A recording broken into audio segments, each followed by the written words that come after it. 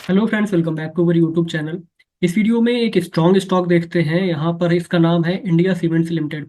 Stock अगर आप देखेंगे तो आज जो है करीब 1% के आसपास की तेजी हमें देखने को मिल रही है। और ये स्टॉक देखो, फंडामेंटली अगर आप देखोगे तो काफ़ी ज़्यादा नेगेटिव स्टॉक है, लेकिन अगर आप यहाँ पर इसका चार्ट देखोगे तो चार्ट इसका बहुत ज़्यादा पॉजिटिव है। बहुत अच्छा चार्ट इसका दिख रहा है।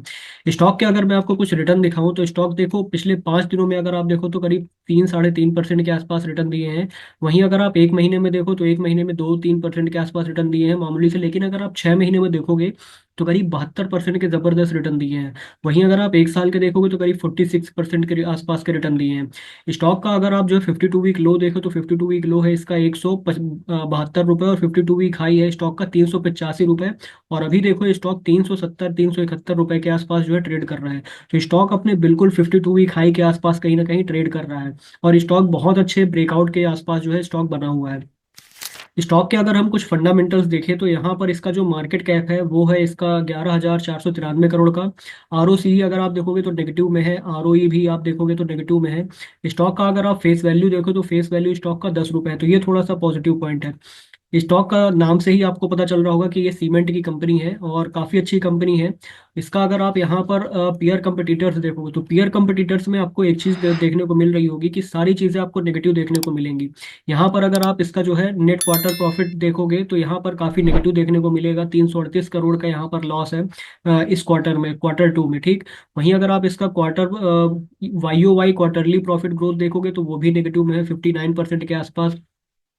और क्वार्टर सेल्स क्वार्टर ग्रोथ देखोगे तो ग्रोथ यहाँ पर जो है थर्ड कंपनी है यहाँ पर ग्रोथ के मामले में, सेल्स के मामले में। यहाँ पर सेल्स इसकी काफ़ी अच्छी है। वहीं अगर आप सेल्स की यहाँ पर ग्रोथ देखोगे तो YoY क्वार्टरली ग्रोथ में आप देखोगे तो यहाँ पर 18% की यहाँ पर नेगेटिव तेज चीज़ देखने को मिलेगी। और आरओसी मैंने बताया तो वो नेगेटिव है ही। तो यहाँ पर देखो सारी चीज़ें अभी नेगेटिव चल रही हैं। लेकिन अगर आप चार्ट देखेंगे ना तो चार्ट बहुत अच्छा है। बाकी अगर आप अदर कंपनियों से भी कंपेयर करो तो यहाँ पर जितने भी कंपनियां हैं सभी कंपनियों में आप देखोगे तो सभी की यहाँ पर जो ग्रोथ है वो नेगेटिव में ही है। प्रॉफिट, क्वार्टरली प्रॉफिट अगर आप देखोगे तो सबसे कम यहाँ पर इसका ही मिलेगा। फिर पहले नंबर पर केसीपी का है यहाँ पर, और सेकंड नंबर पर यहाँ पर है 59% नेगेटिव में इंडिया सीमेंट्स का। बाकी का सबका काफी हाई मिलेगा आपको यहाँ पर negative growth, negative profit growth, ठीक। सेल्स ग्रोथ भी अगर आप देखोगे तो यहाँ पर तीसरी कंपनी है ये इंडिया सीमेंट्स।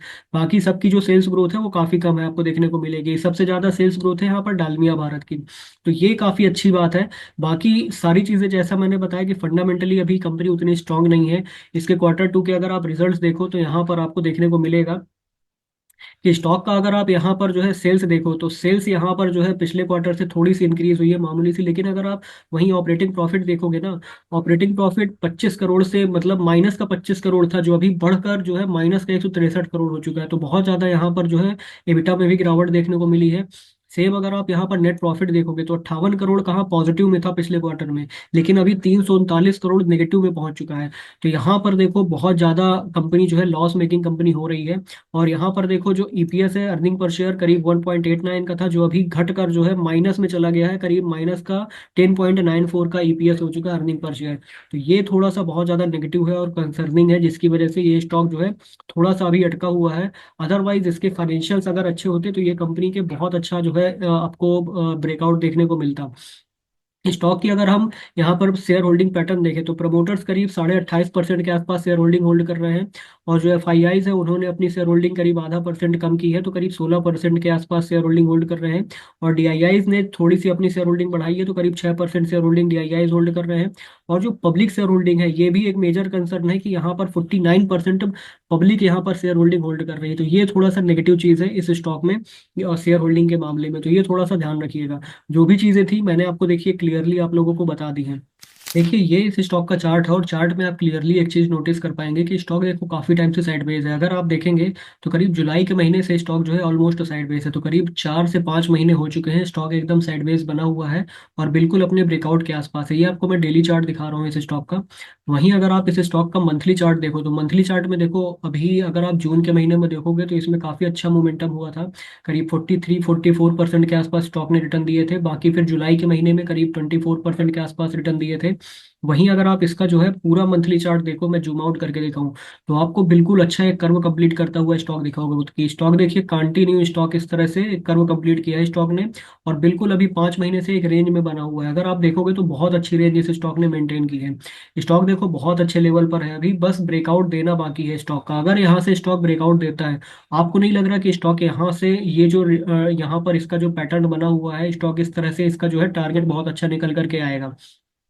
और स्टॉक के मैं अगर आपको कुछ टारगेट्स निकाल करके दिखाऊं, तो देखो इसके जो टारगेट्स है बहुत शानदार निकल करके आएंगे। यहाँ से आपको इतना प्रेडिक्ट करना है इस लेवल से, और फिर आप जो है इसको सेम ऊपर की तरफ जो है मार्क कर लो, तो आपको इसके कुछ जो है टारगेट्स जो है वो निकल करके आ जाएंगे। तो इसका अगर आपको मैं एग्जैक्ट टारगेट बताऊं, तो करीब करीब 625 रुपए के आसपास तक आने वाले टाइम में स्टॉक जा सकता है।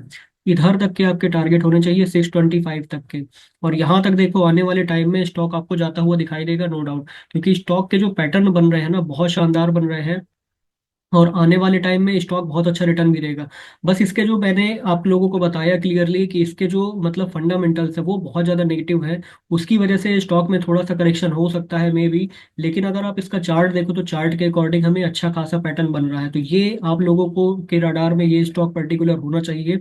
और अगर आप लोग बाई करना चाहते हो, तो जब भी ये स्टॉक जो है करीब 370 या 380 का लेवल ब्रेक करता है, 380 का एग्जैक्ट अगर लेवल ये ब्रेक करता है 380, या फिर अगर आप 385 मान लो, मैक्सिमम 385 का लेवल अगर ये ब्रेक करता है, तो फिर डेफिनेटली स्टॉक एक मोमेंटम करेगा अपसाइड। और फिर आपके जो टारगेट्स है, छोटे छोटे टारगेट्स लेकर के चलिएगा, 400 का राउंड लेवल आपको देखने को मिलेगा। ठीक वहां पर थोड़ा सा रेजिस्टेंस लेगा, और अगर 400 ब्रेक करता है तो फिर स्टॉक ऊपर निकल जाएगा। वो स्टॉक उतना ज्यादा जो है करेक्शन स्टॉक पे नहीं होने वाला। करेक्शन तभी होगा जब स्टॉक के फाइनेंशियल्स में और ज्यादा गड़बड़ी होगी, तभी स्टॉक में करेक्शन होगा। तो ये थोड़ा सा ध्यान रखिएगा। और एक अगर आप लोग बाई करते हैं, तो एक सर्टेन स्टॉप लॉस यहाँ पर जो है डाल करके ही स्टॉक को रखिएगा। अगर आप मान लीजिए इस लेवल पर कहीं पर बाई करते हैं 370, 380, 390 के आसपास, तो स्टॉक का जो स्टॉप लॉस है करीब इस लेवल के आसपास तक का होना चाहिए। अगर आप चाहो तो यहाँ पर 350 का यहाँ पर जो स्टॉप लॉस फाइंड आउट कर सकते हो, लगा सकते हो। या फिर अगर आप चाहो तो करीब 330 का जो स्टॉप लॉस है, ये मेरे हिसाब से बेस्ट स्टॉप लॉस रहेगा। क्योंकि स्टॉक देखो यहीं पर एक जो ब्रेकआउट के आसपास है, ये रेंज इसकी जो है मेजर रेंज होने वाली है। सेम अगर आपको मैं इसका जो है आरएसआई दिखाऊं, तो आरएसआई भी आप देखोगे तो बिल्कुल एकदम फ्लैट है, बिल्कुल एकदम फ्लैट चल रहा है स्टॉक का आरएसआई। और यहाँ पर जो वैल्यूम था आप देखोगे तो वैल्यूम भी बहुत अच्छा था फिर जून जुलाई के महीने में, और फिर उसके बाद साइडवेज चला गया, तो स्टॉक में ना के बराबर वैल्यूम है। और जैसे ही इसमें ब्रेकआउट होगा, तो आप देखिएगा यहाँ पर वैल्यूम में भी एक बड़ा स्पाइक आपको देखने को मिलेगा। अभी 70 के आसपास आरएसआई है। हो सकता है मे बी स्टॉक अभी थोड़ा सा नीचे आ जाए, यहाँ पर इस लेवल के आसपास 320 के आसपास, 330 के आसपास यहाँ पर आ जाए, कुछ टाइम होल्ड करे और फिर उसके बाद स्टॉक निकाले। क्योंकि मंथली चार्ट में आरएसआई थोड़ा सा जो है आपको एकदम फ्लैट दिख रहा है, और थोड़ा सा हायर साइड अभी दिख रहा है।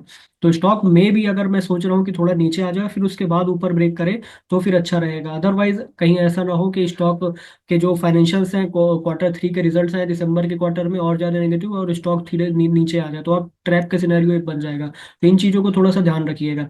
वीकली चार्ट भी आप देखोगे तो वीकली चार्ट में भी आपको ये स्टॉक क्लियरली बहुत अच्छा दिख रहा होगा कि स्टॉक ऊपर गया, यहाँ से पोल एंड फ्लैग टाइप का एक आपको पैटर्न दिख रहा होगा। ठीक यहाँ से अगर निकलेगा तो बहुत अच्छा मोमेंटम करेगा। तो अभी आप लोगों के ऊपर है, आपको स्टॉक लेना है नहीं लेना, अभी आप लोग डिसाइड करिएगा। मैं यहाँ पर देखिए अपना एनालिसिस कर रहा हूँ, बाकी अगर आप कोई स्टॉक बाई सेल कर रहे हो तो आप अपना खुद का एनालिसिस कीजिए, फिर उसके बाद ही कोई स्टॉक में बाई सेल कीजिएगा। तो उम्मीद करता हूँ कि वीडियो आपको पसंद आया होगा। वीडियो पसंद आया हो तो प्लीज़ वीडियो को लाइक कीजिए और चैनल को जरूर सब्सक्राइब कीजिएगा। तो अभी के लिए इस वीडियो में इतना ही, मिलते हैं नेक्स्ट वीडियो में। Thank you.